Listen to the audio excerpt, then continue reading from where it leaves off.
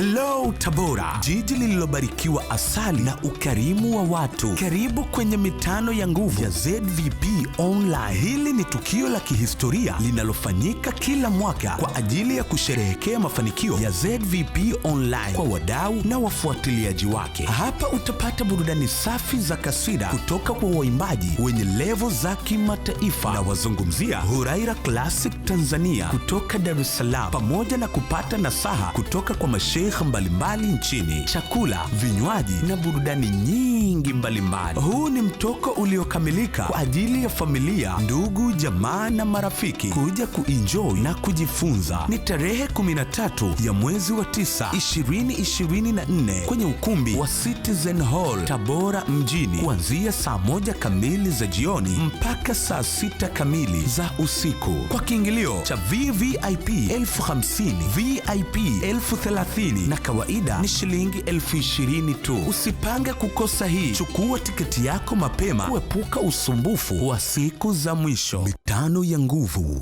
ya ZVP Online. Tunazidi kupasua anga. Nguvu zaidi ya jana.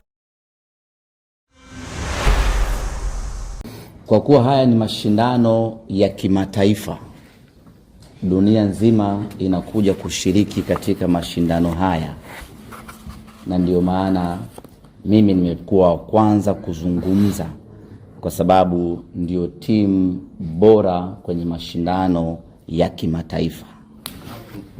Takbir! Allahu Akbar. Hawajakubishia kwa sababu soko.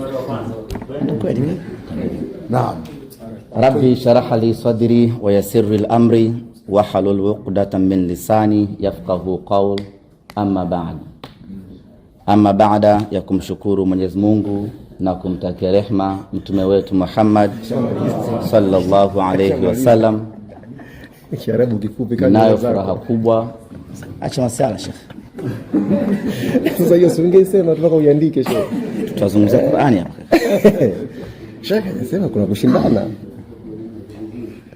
Ninayo furaha kubwa hii leo kuwa hapa kwa ajili ya kuja kuchagiza, ya kuja kutoa hamasa na kuja kuzungumzia tukio letu kubwa, tukio letu tukufu, tukio letu bora la mashindano ya Qur'ani tarehe 31 ya mwezi huu wa 8 katika dimba la Benjamin Mkapa. Binafsi ninayo furaha kubwa ya kushiriki moja kwa moja katika jambo hili, kwa sababu ni jambo linalompendeza Mwenyezi Mungu. Ni jambo ambalo ndani yake lina kheri nyingi kweli kweli, kwa sababu tunachokwenda kushindania ni kitabu cha Mwenyezi Mungu. Ni katika miujiza mikubwa ya Mwenyezi Mungu. Kwa hiyo tarehe 31 tunakwenda kushiriki katika kusoma kitabu cha Mwenyezi Mungu. Niko hapa kwa kofia mbili. Kofia ya kwanza nikiwa kama mtu mwenye ushawishi mkubwa nchini Tanzania. Umejishtukia? Nilifikiri utabisha. Umejishtukia mwenyewe. Mtu mwenye ushawishi mkubwa ambaye ninaweza nikazungumza na nikawaomba na nikawahamasisha watu wakafanya jambo. Ndio sababu ya kwanza ya kuniweka hapa, na kwa mantiki hiyo basi nina dhima ya kuwashawishi wa Tanzania, ya kuwaomba wa Tanzania na kuwatangazia wa Tanzania ya kwamba tarehe 31 wanatakiwa ama tunatakiwa wote kwa wingi wetu twende Benjamin Mkapa, twende tukashuhudie mashindano ya Qur'ani. Lakini sababu ya pili ambayo imeniweka hapa ni kwa sababu ni Muislamu, na kwa Uislamu wangu huo ninawajibika kutenda mambo mema, na mambo mema ni pamoja na hili la kuwahamasisha na kuwaita Waislamu wenzangu kwa pamoja twende kwenye mashindano ya Qur'ani tukufu. Hili ni tukio la mashindano ama shindano la Qur'ani kama ambavyo yametokea mashindano mengine, lakini utofauti wake mkubwa tukio hili ni tukio la shindano la Qur'ani ambalo linawahusu wanawake pekee. Hapo ndio kwenye utofauti mkubwa kati ya shindano hili na mashindano mengine. Na kwa nini shindano la wanawake la Qur'ani liwe na thamani kubwa? Katika dini yetu ya Kiislamu, wanawake wamepewa thamani kubwa kweli kweli. Mwenyezi Mungu amewataja wanawake kama viumbe bora kweli kweli, na ndio maana kuna sura maalum inayohusu wanawake pekee, An-Nisa. Hakuna sura ambayo inahusu wanaume pekee. Niko sawa Sheikh Walid? Kitendo hiki cha kuwa na sura maalum kwa ajili ya wanawake pekee, An-Nisa, ni ishara kwamba hawa ni viumbe bora kweli kweli. Na kama ni viumbe bora, na kwa kuwa sisi tunafuata mila za Mwenyezi Mungu, basi hatuna budi kuwaandalia shindano kama hili, waje washindane kusoma Qur'ani ya Mwenyezi Mungu. Lakini Mwenyezi Mungu amekwenda mbali zaidi kwenye kumtukuza mwanamke. Ukisoma Qur'ani yote, kiumbe pekee ambaye ametajwa kwa jina lake na jina la baba yake ni mwanamke, Maryam binti Imran.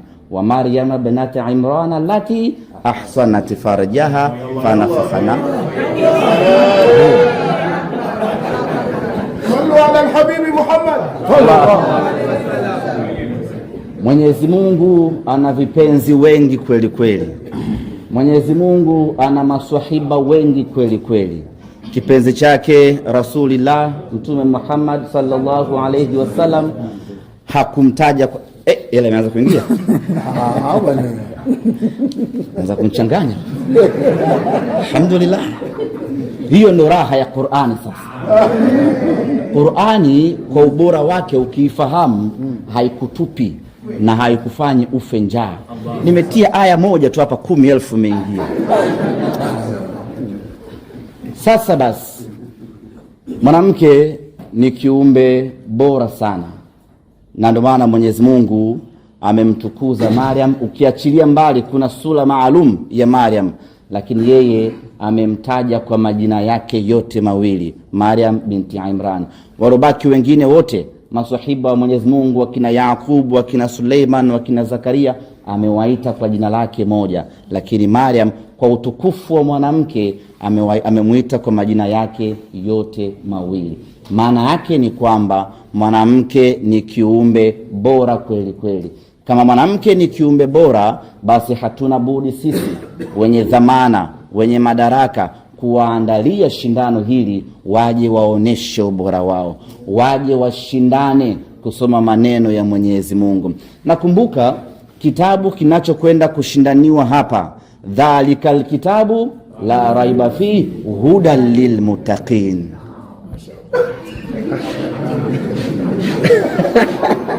Umeganda.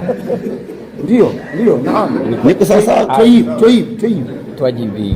Ni kitabu kisichokuwa na shaka ndani yake. Dhalikal kitabu la raiba fi. Na sio tu hakina shaka ndani yake, sasa naanza kuchanganya sasa. Ni hudan lilmuttaqin. Ila nyingine mengine. Mtawafilisi. Vitu mimi navyo. Ni mwongozo kwa watu. Kwa hiyo ukiachilia mbali kushindana kusoma Qur'ani, lakini tunausoma mwongozo wetu. Tunasoma kitu ambacho kimekuja kuiongoza dunia kwa maana ya Qur'ani. Kwa hiyo ni jambo kubwa sana. Kwanza tunamhusisha mwanamke moja kwa moja ambaye dini yetu ya Kiislamu inamtambua kama kiumbe bora kweli kweli, lakini tunakwenda kusoma kitabu cha Mwenyezi Mungu ambacho ndani yake hakina shaka hata kidogo. Kwa hiyo ni jambo bora, ni jambo kubwa ambalo sisi kwanza kama Waislamu tunapaswa kulichangamkia pakubwa mno. Alafu ajabu nyingine ni kwamba hakuna kiingilio. Sasa unaweza ukavuta picha. kitabu ambacho kimeshushwa kwa mtume wetu Muhammad sallallahu alayhi wasallam. Tunakwenda kuangalia shindano lake pasina kuwa na kiingilio. Maana yake ni kwamba tuna dhima kubwa sisi kama Waislamu kuyaunga mkono mashindano haya, na kuyaunga mkono kwetu ni kwenda kuangalia namna gani watu wanashindania kitabu kitukufu. Lakini tunakwenda kuangalia mama zetu, tunakwenda kuangalia watoto wetu wa kike, tunakwenda kuangalia wadogo zetu wakishindana kusoma kitabu kitakatifu cha dini ya Kiislamu. Kwa hiyo kila Mtanzania ambaye ananisikiliza hivi sasa na kila Muislamu ambaye anatufuatilia hivi sasa atambue ya kwamba ana kila sababu ya kwenda kushuhudia mashindano haya ama kwenda kushuhudia tukio hili. Kama huna sababu ya msingi ya kutokwenda kwenye tukio hili, maana yake unajitengenezea dhima ya kuja kuulizwa siku ya mwisho, wakati watu wanashindana kusoma kitabu changu, wewe ulikuwa wapi tarehe 31 ukuenda Benjamin Mkapa? Jibu ambao watapaswa kumjibu Mungu siku hiyo, nilikwenda nikakuta uwanja umejaa, nikabaki nje ya Benjamin Mkapa. Usimwambie nilikuwa nimelala tarehe 31. Kwa hiyo ndugu zanguni, ni muhimu sana tukazingatia hilo. Ni jambo ambalo kuingia kwake Benjamin Mkapa saa 12 asubuhi tayari hiyo ni ibada. Muda wote utakaokaa mle ndani zaidi ya masaa 5, muda wote huo upo ndani ya ibada. Malaika wako upande wa kulia muda wote yuko busy anakuandikia kwamba unafanya jambo jema. Sasa just imagine ndani ya masaa 6 upo kwenye ibada, ni fadhila kubwa kiasi gani? Kwa hiyo ndugu zanguni, niseme kwa kurudia tena, hili ni jambo bora kuwahi kutokea. Tunapaswa kuwaunga mkono viongozi wetu ambao wameandaa shindano hili. Itakuwa ni huzuni kwao wanaingia Benjamin Mkapa alafu wanakuta uwanja mweupe, Waislamu hawajaingia uwanjani siku hiyo. Tunawakatisha tamaa siku nyingine kuandaa tukio bora kama hili. Sasa kuwapa nguvu viongozi wetu, kuwafanya waendelee kuandaa shindano hili kwa ubora na ubora.